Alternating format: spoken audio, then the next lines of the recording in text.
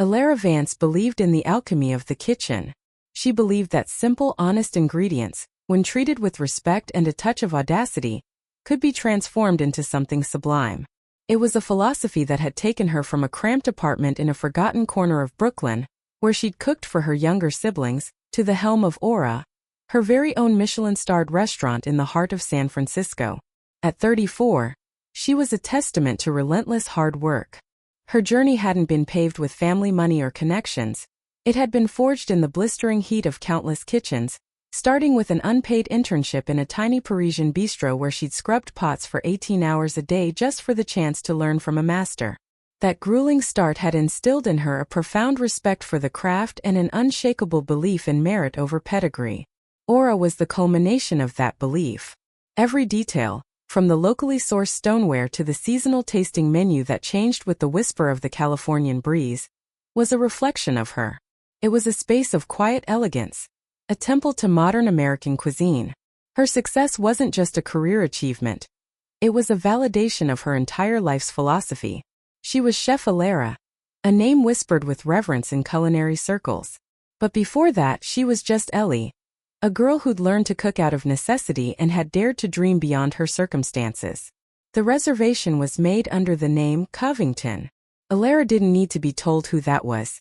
Beatrice Covington was a woman who moved through the city's elite circles like a galleon in full sail, grandiose, imposing, and leaving a significant wake.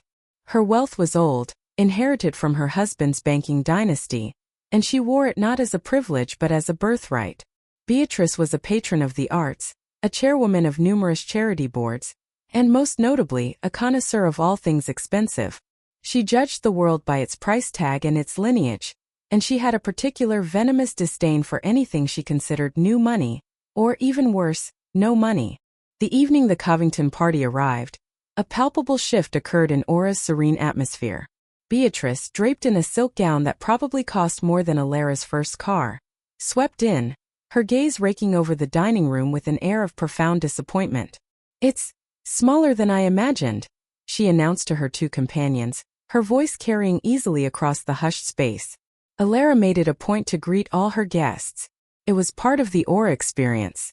She smoothed down her crisp white chef's jacket, a faint dusting of flour still clinging to her cuff, and approached their table with a warm professional smile. "Mrs. Covington, a pleasure to have you with us this evening. I'm Alara Vance, the chef and owner." Beatrice's eyes, a glacial blue, flickered over Alara, from her neatly tied dark hair to her practical non-slip shoes. There wasn't a flicker of recognition, only a cool, dismissive appraisal. "You're the chef?" she asked, the question loaded with skepticism. She turned to her friends. "Can you imagine? She looks like she ought to be waiting tables." One of her friends, a woman with unnaturally tight skin, tittered nervously. Alara's smile didn't waver, though a familiar tension tightened in her jaw. She had met this brand of snobbery before. "I've been known to do that too when my team needs a hand. I'm responsible for everything within these walls. Now, may I recommend our seasonal tasting menu? It features some incredible white truffles we just had flown in from Alba." "Truffles?" Beatrice scoffed, waving a dismissive hand, her diamond bracelets clattering. "Every little upstart thinks they can just throw truffles on a plate and call it fine dining." She didn't look at Alara, instead addressing the menu as if it were a legal document she was preparing to contest. "We'll see if your kitchen can handle the basics. I expect perfection, Ms. Vance. My standards are exacting." Throughout the first few courses, Alara remained in the kitchen, her focus absolute as she oversaw the execution of each dish. Yet, she was acutely aware of the energy emanating from table 7. Twice, a plate was sent back with a frivolous complaint. The seared scallops were allegedly a degree too cool. The consommé lacked sufficient depth. Each time, Alara calmly tasted the return dish, found it to be perfect, and sent out a fresh plate without comment. It was a power play, a deliberate attempt to undermine her authority in her own restaurant. She wasn't just a chef to Beatrice Covington. She was the help, and the help needed to be put in its place. Alara knew this was just the overture. The grand, humiliating performance was yet to come. The main course was Alara's signature dish, a testament to her journey. It was a slow-roasted duck breast with a lavender honey glaze, served alongside a parsnip puree and wilted chicory. It was the dish that had earned Aura its Michelin star, a delicate balance of rustic flavors and refined technique. It was in every sense a plate of her soul. As the servers placed it before the Covington party, a hush of genuine appreciation fell over the other diners who had ordered it. But not at table 7. Beatrice Covington stared at the plate as if Alara had served her an insult. She picked up her fork not to eat but to dissect. She prodded the perfectly crisp skin, nudged a single parsnip shaving, and then laid her cutlery down with a resounding clatter that sliced through the dining room's ambient murmur. "This is simply unacceptable," Beatrice declared, her voice resonating with theatrical indignation. Every head in the restaurant turned. The quiet clinking of forks and muted conversations ceased. There was only Beatrice, her face a mask of contempt, and the spotlight she had just created. Alara had anticipated a problem, so she was already moving from the kitchen pass. She arrived at the table, her expression professionally placid, though her heart had begun a low, heavy drumbeat against her ribs. "Is there something wrong with the dish, Mrs. Covington?" "Something wrong?" Beatrice laughed, a harsh, grating sound. "My dear woman, this duck is utterly pedestrian. The glaze is cloying, and the entire composition is something a moderately talented line cook might produce on a Tuesday night. This is what you call Michelin star quality.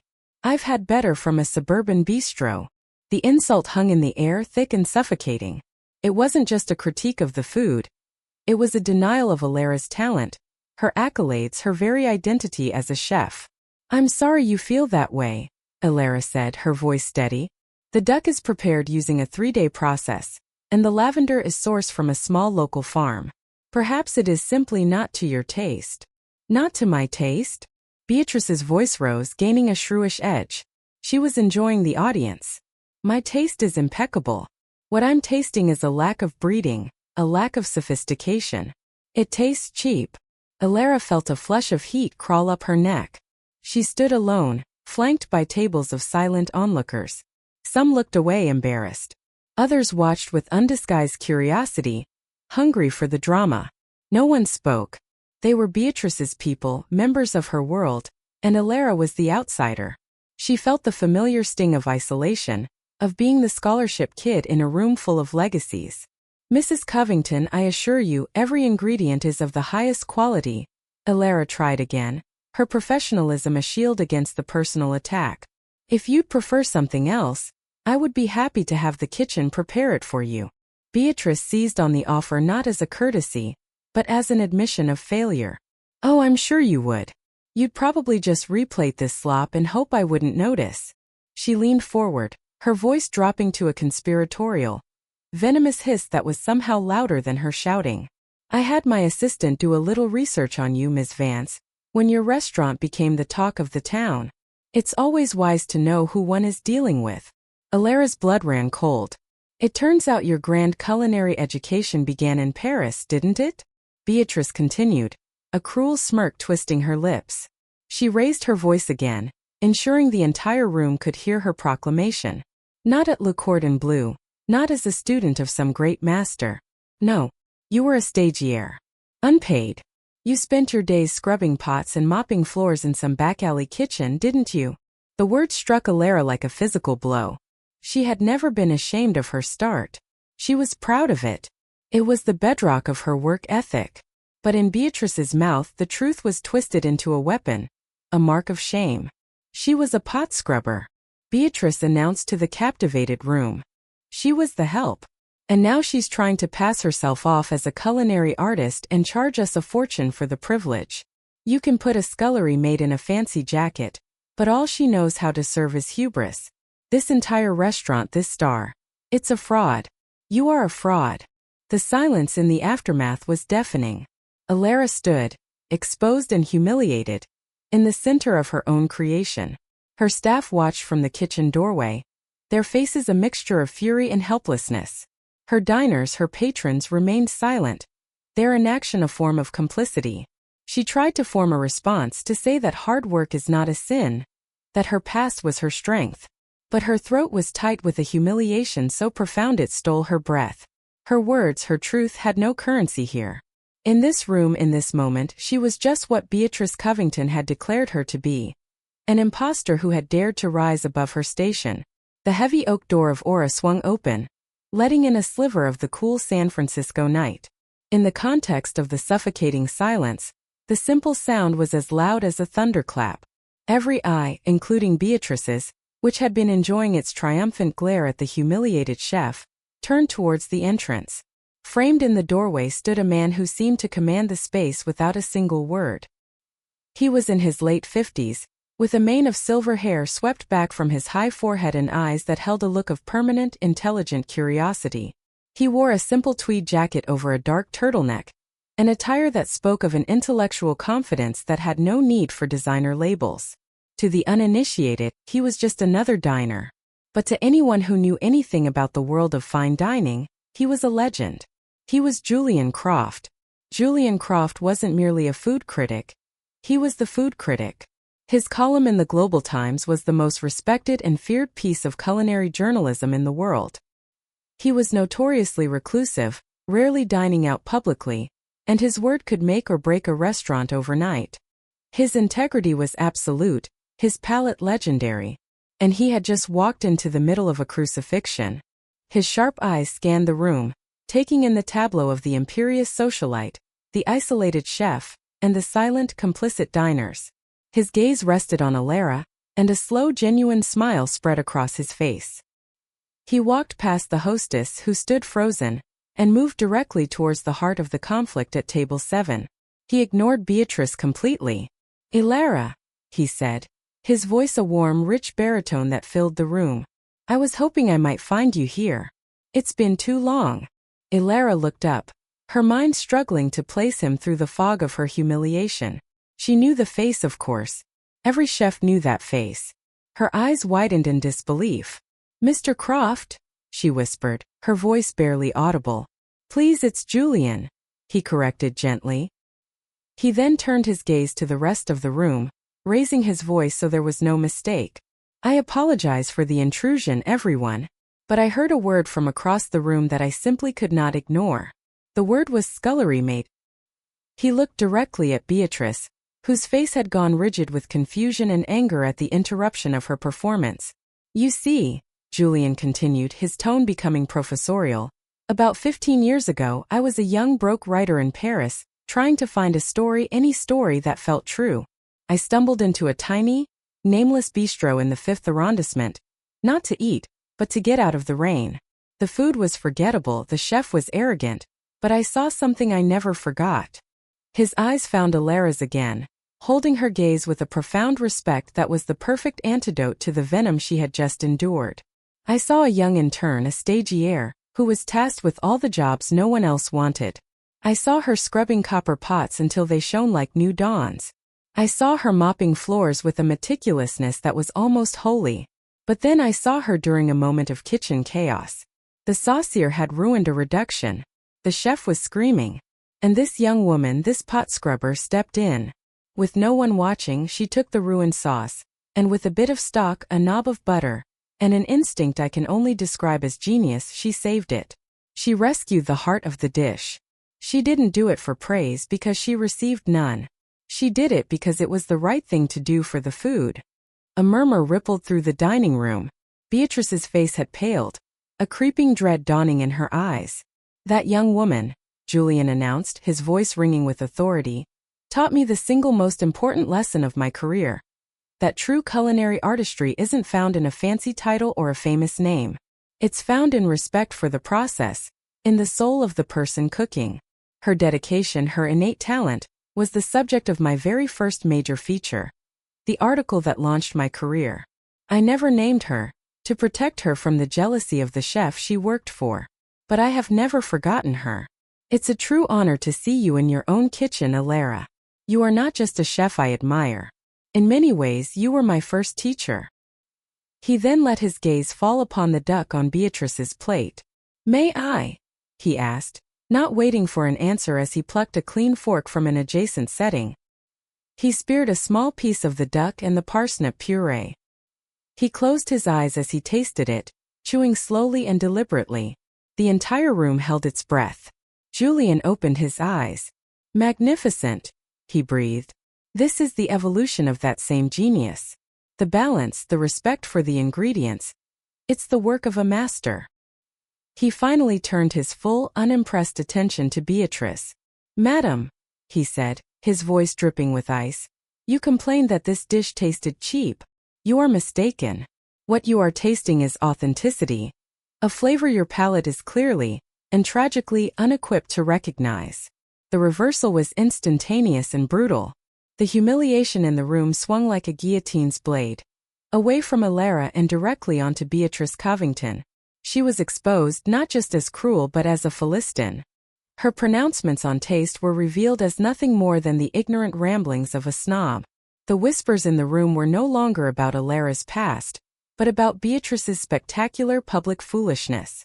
She sat there, her face a mottled red and white, utterly defeated by a truth she could not possibly contest. The moment Julian Croft delivered his verdict, the spell broke. Beatrice Covington, who had moments before been the conductor of Alara's humiliation, shrank into her seat. Her face, flushed with fury and shame, was a canvas of public disgrace. One of her companions suddenly found the pattern on her napkin intensely fascinating. The other stared at her empty water glass as if it held the secrets to the universe. There was no escape. The admiration in the room was now a palpable force, but none of it was for her. It was all directed at Alara, who stood, no longer isolated, but bathed in a warm glow of respect. With a strangled gasp, Beatrice threw her napkin onto the table, scraping her chair back as she rose. She didn't look at Alara. She couldn't. Without a word to her stunned friends, she all but fled the restaurant, her grand exit reduced to a pathetic, hurried scuttle. Her friends, after a moment of panicked hesitation, scurried after her, leaving behind a half-eaten masterpiece and a bill that would be quietly settled later by a frantic phone call. An older gentleman at a nearby table, a well-known venture capitalist, raised his wine glass. "To the chef," he called out, his voice firm. "To Chef Vance." A chorus of agreement followed. "To the chef." Glasses were raised across the dining room. The applause started as a ripple and grew into a wave. A heartfelt, thunderous ovation. Alara's team of cooks and servers, who had watched the entire drama unfold from the kitchen pass, now beamed with fierce pride. Her sous chef caught her eye and gave her a sharp, respectful nod. This was their victory too. The shame had been wiped clean, replaced by a fierce collective loyalty. Alara, her eyes glistening, gave a small, grateful bow. The professionalism that had been her shield was now suffused with genuine emotion. She felt not triumphant but deeply, profoundly seen. Later that night, long after the last satisfied diner had departed, Aura was quiet. The only sound was the gentle hum of the wine fridges. Alara sat at a small table in the empty dining room, a glass of crisp Sancerre in her hand. Across from her sat Julian Croft, swirling a cognac. "I never knew," Alara said softly, breaking the comfortable silence, "that you were there that day. That anyone saw." "I saw," Julian confirmed, his gaze kind, "and I've been waiting for the world to see ever since. What that woman said tonight, it comes from a place of fear. People like her build their sense of self on a foundation of inherited privilege. People like you, Alara, who build your worth with your own two hands, threaten that foundation. Your success proves that their birthright is meaningless." His words settled over her, mending the wounds that Beatrice's attack had tried to inflict. He didn't just defend her. He understood her. He saw her past not as a stain, but as the very source of her strength. "I owe you more than I can say, Julian," she said. He waved a dismissive hand. "Nonsense. The culinary world owes you, and I intend to make sure it pays its respects." He leaned forward, his expression serious now. "I haven't written a full restaurant profile in over 5 years. I find most places have nothing new to say. But your story, your food, it says everything. I want to tell it. A feature for the Times. Not just about the duck but about the pots in Paris. About the journey." Alara was speechless. A feature like that was not a review, it was a coronation. It would catapult Aura from a national success story into an international destination. It was an opportunity beyond her wildest dreams. A reward not just for a single night of endurance, but for a lifetime of integrity. It was validation on a scale she had never imagined. I would be honored, she finally managed to say, her voice thick with emotion. As Julian left, promising to be in touch, Ilara walked back into her kitchen.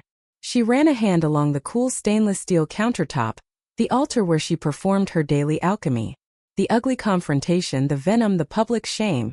It all felt distant now. Beatrice Covington had tried to define her by her humblest beginnings, to strip her of her achievements. But she had failed. Tonight, Ilara felt more connected to that young pot scrubber in Paris than ever before. That girl's grit and quiet determination were not a source of shame. They were the source of her power. And now the whole world was about to know it.